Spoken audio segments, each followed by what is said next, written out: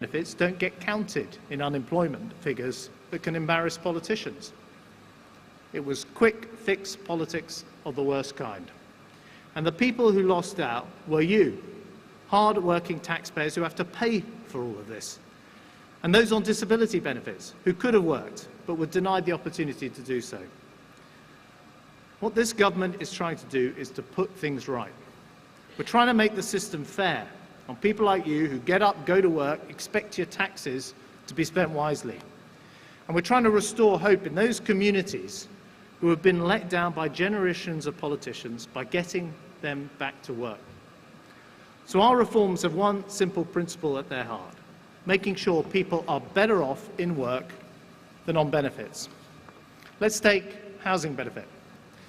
When I took this job, I discovered there were some people who got £100,000 a year in housing benefit. £100,000 a year in housing benefit. Now, no family on an ordinary income could ever dream of affording a rent like that. And you can imagine what that does for someone's incentives to get a better paid job, because almost everything extra they earn will be taken away from them in lower housing benefit. You can't have a system that penalises you for going out to work and wanting to get on. So we put a stop to those staggering payments. We put a cap on housing benefit. We've made sure that you can't get more than £400 of housing benefit a week in this country. Now, that is still a pretty generous amount. And yet when we did that, the pressure groups and the welfare lobby attacked it as not enough. They still say that people should get more than £400 a week in housing benefit. And they don't seem to realise that the money to pay these benefits come from people who work hard, who pay their taxes, and many of whom can't afford £400 a week in rent. This week, we're bringing in further common sense changes to benefits. We're making savings to council tax benefit. That's a benefit that went up 50% under the last government. And we're also changing the housing benefit rules. We're saying that if you continue to live in a council house that is bigger than you need, you'll need to make a contribution towards the extra bedroom. We've got 1.8 million families waiting for social housing, and yet there are 1 million spare rooms across the sector. And if you live in private rented accommodation and receive housing benefit, these rules already apply, and they have done for almost 20 years. You don't get money for a spare room, and treating both groups of people the same, regardless of which landlord owns their house, is only fair. Another change is taking place too. Next week, on April the 8th, we're also making sure that benefits, to use the economic jargon, are only uprated by 1%.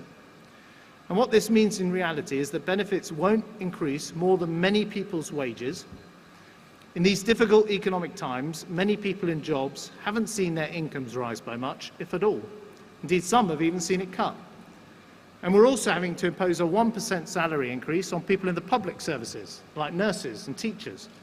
So it's only fair and right that the same rules apply to people on benefits. Fair to you, people in work. There's another, even more significant change we're making this month.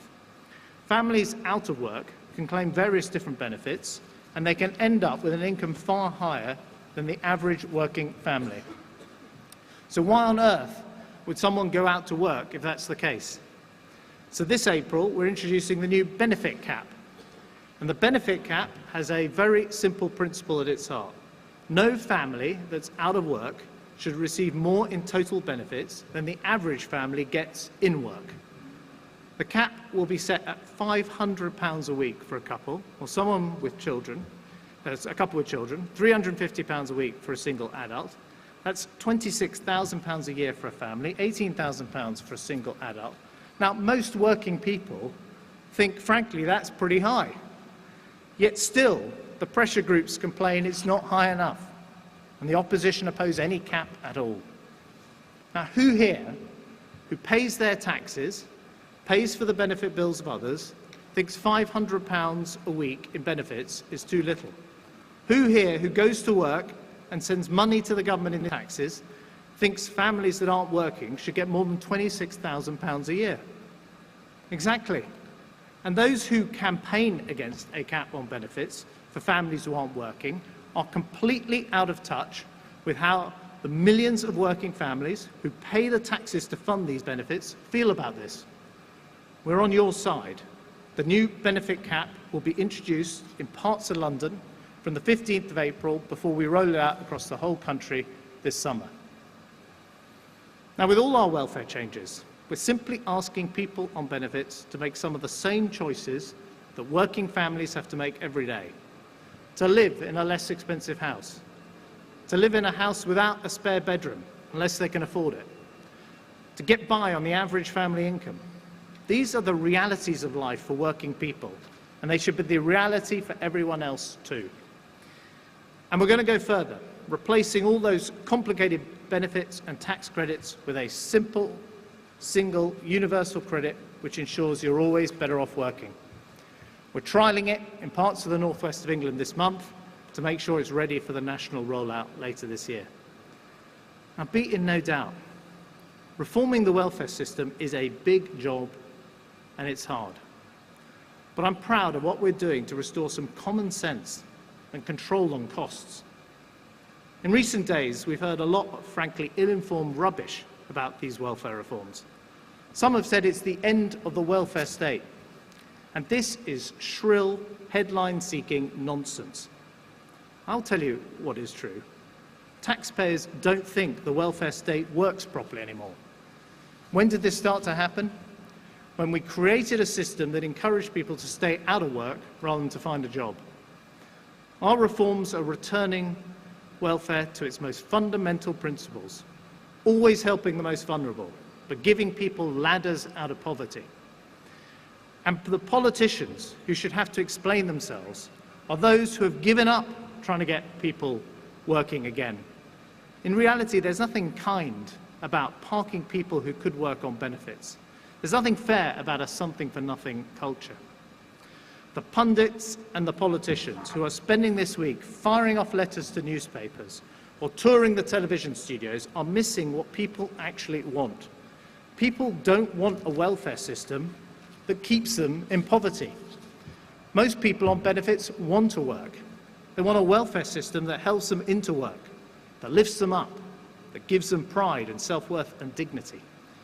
That's why we're building a benefit system that means you're always better off in work. And that's why we're building an economy that creates real, lasting jobs. For it wasn't just our benefit system that was broken, our economy broke too. And fixing that economy has been a hard, difficult process.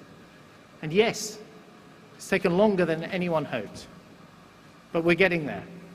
We're fundamentally rebalancing our economy away from debt, away from the public sector, away from relying on a select few industries like the banks, away from being dependent on the City of London, to an economy where prosperity and businesses are shared across the country, an economy that invests in the industries of the future, an economy which makes things again, and where there are good, well-paid jobs, not just for this generation, but for our children too, in that competitive world that I told you about. And we're delivering results. Over 1 million private sector jobs have been created in our economy over the last 3 years. The rate of employment has risen faster here than in the United States, 3 times as fast as in Germany. And last year, more businesses started in this country than in any other year before it. And in industries like car manufacturing, Britain is now back to being a world leader. So as well as all the benefit changes this April, we're also doing even more this month to make sure Britain competes and thrives and jobs are created here instead of overseas. Yesterday, corporation tax was cut to 23%. That means it's lower here than in many of the other largest economies in the world. And we will get it lower still to 20%.